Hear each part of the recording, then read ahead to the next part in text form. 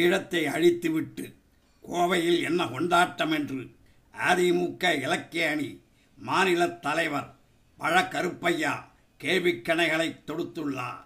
இவரது கேள்விக்கு பரிசாக இவர் வீடு தாக்கப்பட்டு கருப்பையாவும் தாக்கப்பட்ட கேவலமான நிகழ்ச்சி சென்னையில் நடைபெற்றது.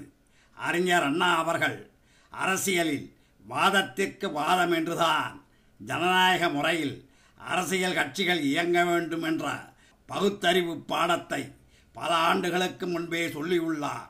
அவர் பாடம் இன்று காற்றில்தான் பறக்க விடப்பட்டுள்ளது. தினமலர் பத்திரிகை தனது 4/7/2010 இதழில் பழ கருப்பையா தாக்கப்பட்ட சம்பவம் குறித்து எழுதியுள்ளதை உங்களுக்கு சொல்ல விரும்புகின்றேன். எனது எழுத்தும் பேச்சும் முதல்வர் கருணாநிதிக்கு கோபத்தை ஏற்படுத்தியதால் தான் நான் தாக்கப்பட்டுள்ளேன் என பழ கருப்பையா தெரிவித்துள்ளார். அதிமுக இலக்கிய அணி மாநில தலைவர் பழ கருப்பையா இவரது வீடு சென்னை ராயப்பேட்டை பெசன்ட் சாலையில் உள்ளது. கடந்த 27ஆம் தேதி மாலை 3:30 மணி அளவில் அவரது வீட்டுக்குள் புகுந்த மர்ம நபர்கள் சிலர் வெளியே நின்று கொண்டிருந்த காரின் கண்ணாடியை அடித்து நொறுக்கினர். வரவேற்பு அறையில் இருந்த கருப்பையாவை மர்ம நபர்கள் சரமாரியாக தாக்கிவிட்டு மின்னல் வேகத்தில் தப்பி ஓடினர். இந்த தாக்குதல் சம்பவத்தை பற்றி கருப்பையா தினமலர் நிருபரிடம் கூறியதாவது: கடந்த 27ஆம் தேதி மதியம் 2:30 மணிக்கு தமிழ்வாணன் என்பவர் தொலைபேசியில் என்னுடன் தொடர்பு கொண்டார். நான் உங்களுக்கு அழைப்பிதழ் கொடுக்க வேண்டுமென்றார்.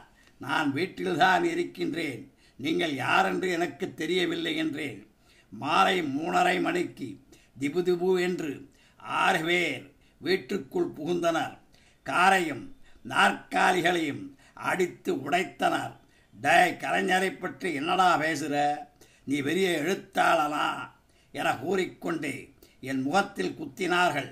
வெளியே நின்று கொண்டிருந்த பொதுமக்கள் சிலர் வீட்டுக்குள் ஓடி வந்ததும் தாக்குதல் நடத்தியவர்கள் தப்பி ஓடினார்.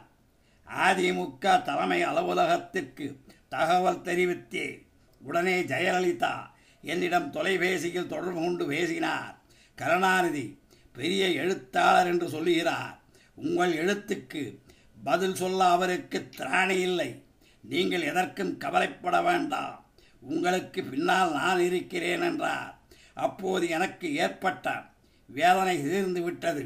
அதுபோல் மதுசூதனன், பொன்னையன், சுலோச்சனா சம்பத், அன்வர் ராஜா, சேகர் பாபு, செந்தமிழன் உள்ளிட்ட அதிமுகவினர் பலர் நேரில் வந்து ஆறுதல் கூறினர்.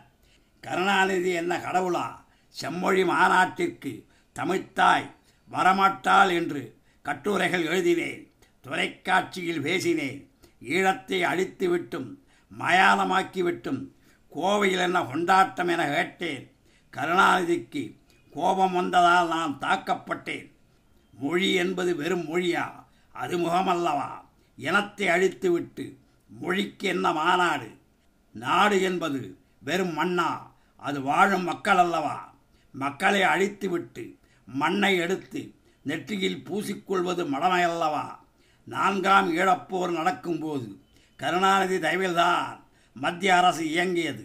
சிங்களருக்கு உதவி செய்தால் எங்களுடைய ஆதரவை திரும்பப் பெறுவோம் என கருணாநிதி சொல்லியிருந்தால் போதும். மத்திய அரசு செயல்பட்டிருக்க முடியாது. அதையும் மீறி செயல்பட்டால் தனது ஆதரவை திரும்ப பெற்று மத்திய அரசை கவிழ்த்திருக்க முடியும், தமிழ் இனத்தை காப்பாற்றி இருக்க முடியும். ஆனால் அவர் அப்படி செய்யவில்லை. போரை நிறுத்து என்று காலையில் கருணாநிதி உண்ணாவிரதம் இருந்தார்.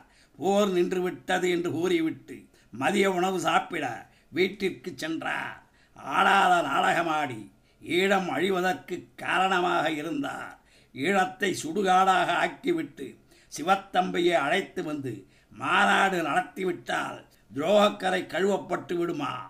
மாநாடு நடத்துவது தமிழ் இனத்திற்கு செய்த துரோகத்தை மறைக்கத்தானே. கருணாநிதியின் பலம் கோபாலபுரத்தில் இல்லை, கோட்டையில்தான் இருக்கிறது. எனக்கு பாடம் கற்பிக்க வேண்டும் என்பதற்காக அடியாட்களை கருணாநிதி அனுப்பியுள்ளார். வரலாறு அவருக்கு பாடம் கற்பிக்கும். போலீசார் வழக்கு பதிவு செய்துள்ளனர். எந்த நடவடிக்கையும் எடுக்கவில்லை. கருணாநிதி ஏவிய ஆட்களை அவரே எப்படி கைது செய்வார்? இவ்வாறு பழக்கருப்பையா கூறியதாக தினமலர் கூறியுள்ளது. எந்த கட்சியினரும் எதிர்க்கட்சிகள் கூறும் வாதத்திற்கு பதில்தான் சொல்ல வேண்டுமே தவிர அவர்களை தங்கள் தொண்டர்கள் தாக்குவதைக் கண்டு மகிழ்ந்திருப்பது அரசியல் நாகரிகம் அல்ல. அரசியலில் காழ்ப்புணர்ச்சியை வளரவிடக்கூடாது. ஜனநாயக நெறிமுறைகளை வளர்க்க வேண்டும்.